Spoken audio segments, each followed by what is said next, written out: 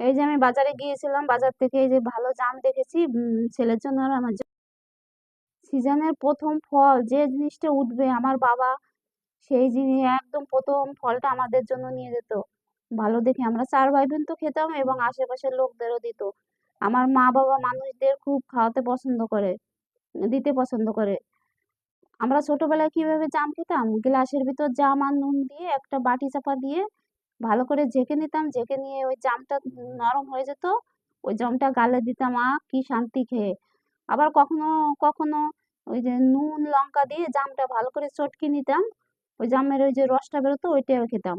গ্রামের বাড়ি তো, হেঁটে হেঁটে আমরা চার ভাই বোনে গল্প করতে করতে খেতাম। কি মজা লাগতো ছোটবেলা সেই দিনগুলি।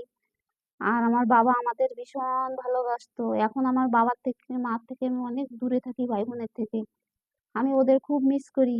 আর সেই দিনগুলোকেও খুব মিস করি। ওদের সঙ্গে আমার বহুদিন দেখা হয় না, কবে দেখা হবে আমি জানি না। সবাই ওরা ভালো থাকুক। বাবা মার ভালোবাসার কোনো শেষ হয় না। বাবা মার সাথে কোনো তুলনা হয় না কারোর।